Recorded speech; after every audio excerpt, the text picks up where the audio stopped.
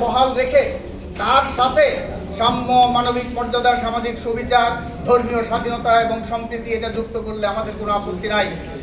অনেক ক্ষেত্রে আপনাদেরকে এখানে এসে কেউ মিসলিড করতে পারে। আমরা আপনাদের মাধ্যমে দেশবাসীকে বলে দিতে চাই, হুঁশিয়ার করে দিতে চাই, সতর্ক করে দিতে চাই, সাবধান থাকবেন। এই ধরনের মিসনুমার দিয়ে, কথার মার পেছে, শব্দ বাক্যের মার পেছে মুক্তিযুদ্ধকে তারা ভুলিয়ে দিতে চায়, কালিমালিপ্ত করতে চায়, মুক্তিযুদ্ধকে আড়াল করতে চায়, মুক্তিযুদ্ধের চেতনাকে আড়াল করতে চায়। সেই কথা বলে আমরা বলেছি যে তারা লিখেছে সংবিধানে রাষ্ট্র পরিচালনার মূল নীতি অংশে ইহা উল্লিখিত হইবে সাম্য, মানবিক মর্যাদা, সামাজিক ন্যায় বিচার, ধর্মীয় স্বাধীনতা। এটা তার মানে অংশে বললে কি হয়? অনেকে আমাদেরকে অঙ্ক শেখাতে আসেন, অনেকে আমাদেরকে এবিসিডি শেখাতে আসেন। তা আমরা এবিসিডি শিখতে আসি নাই, আমরা সেই স্তর পার হয়ে এসেছি।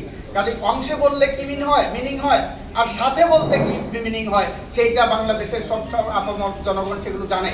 কাজে এই যে অংশে উল্লেখ করা তার মানে বিদ্যমান চার নীতি সেটাকে আকাশে উড়িয়ে দাও, ভাসিয়ে দাও, সেইটার আর কোনো অস্তিত্ব থাকবে না। সেই জন্য এই দায়িত্ব আমরা বাংলাদেশের সমাজতান্ত্রিক দল বাসদ সহ বামপন্থীরা এই দায়িত্ব আমরা নিতে চাই না। আমরা এই সভা বর্জন করেছি।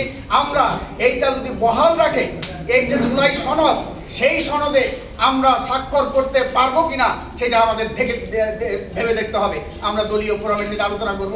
অসম্ভব হয়ে গেছে এইটা রাখার পরে আমরা দলীয় সনদে সেখানে স্বাক্ষর করতে পারবো না। ধন্যবাদ। যখন এই প্রস্তাবটা আনা হয়, এই ধরনের যে বিষয়গুলো আমাদের ঐক্যকে নষ্ট করতে পারে, আমি ডিনামাইট হিসাবে উল্লেখ করেছি যে ডিনামাইটকে এড়িয়ে আমাদের সামনে যাওয়া উচিত। আমরা যদি এখানে পা দিই আমাদের ঐক্য বিনষ্ট হবে।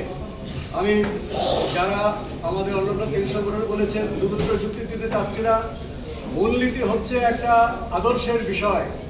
এখানে যদি আমরা নোট অফ ডিসেন্ট দিয়ে মেনে নিই, ভবিষ্যৎ প্রজন্ম শুধু নয় বর্তমান প্রজন্ম আমাদেরকে ক্ষমা করবে না। আমরা সেটার অংশীদার হতে প্রস্তুত নই। কাজে আমরা বলেছি যদি রাষ্ট্রীয় যে বিদ্যমান চার মূলনীতি তার সাথে এগুলো থাকে আমাদের কোনোই আপত্তি নেই, কিন্তু সুকৌশলে রাষ্ট্রীয় বিদ্যমান চার মূলনীতি তারা আমাদেরকে দিয়েই বাতিল করতে চায়। ভবিষ্যতে যদি জনগণ না চায় সে বিষয়ে আমরা হয়তো আমাদের বক্তব্য দিয়ে রাজনীতি করব, আন্দোলন করব, সংগ্রাম করব, অবরোধ করব, হরতাল করব, কিন্তু আমাদেরকে দিয়েই এটাকে মানে রাষ্ট্রীয় বিদ্যমান চার মূলনীতিকে হত্যাকাণ্ড, সেই আত্মহত্যা আমরা করতে পারি না। সেই কারণে আপনাদেরকে সাক্ষী রেখে আমরা এই প্রক্রিয়া থেকে নিজেদের বিযুক্ত করেছি। ভবিষ্যতে আমরা জাতীয় সনদে অংশীদার হব কিনা আমরা যার যার সংগঠন এবং আপনাদের সঙ্গে জনগণের সঙ্গে আলাপ করে আমরা সিদ্ধান্ত গ্রহণ করবো। হৃদয়ে এখন উপস্থিত হয়েছি। আমাদের ইচ্ছা ছিল যে এই যে দীর্ঘ পথপ্রক্রিয়া করলাম, একটা আত্মীয়তার বন্ধনে আমরা আবদ্ধ হয়ে গেলাম আপনাদের সাথেও। আমরা ভেবেছিলাম আজকে এখান থেকে হাসি মুখে ফিরে যাব। যার জন্যে যখন মূলনীতির আলোচনা হয়েছে আমরা তখনই বলেছিলাম অনেক কিছু তো ঐক্যমত্য হচ্ছি না, সেইটা আমরা স্কোপ মানে এটা বাদ দিচ্ছি। তাহলে এটা কেন? আপনারা শুনে রাখেন, কিছুক্ষণ আগে মৌলিক অধিকার বিষয়ে একটা আলোচনা ছিল, যেখানে আমাদের বক্তব্য ছিল জন্ম, বস্ত্র, শিক্ষা, চিকিৎসা, বাসস্থান, কাজের অধিকার, ইন্টারনেট প্রাপ্তির অধিকার, এইটাকে মৌলিক অধিকারের স্বীকৃতি দিতে হবে এবং আইনগতভাবে স্বীকৃতি দিতে হবে। শুনবেন ওটা কি হয়েছে?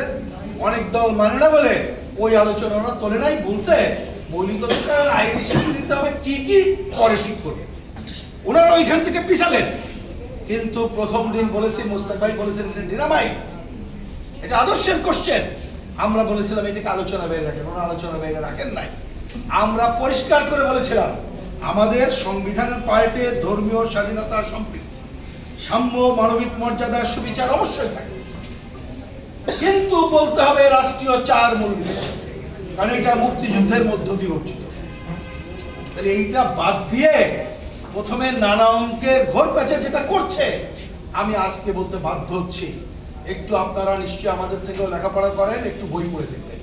সংবিধান সংস্কার কমিটি এবং অন্যরা তারা তাদের লেখার মধ্য দিয়ে বিভিন্ন পৃষ্ঠা যদি পড়েন, তারা কিন্তু প্রকৃতপক্ষে মুক্তিযুদ্ধের প্রকৃত বয়ান, নট আওয়ামী বয়ান, যেটা তার থেকে অন্য বয়ান দেওয়ার চেষ্টা করেছে।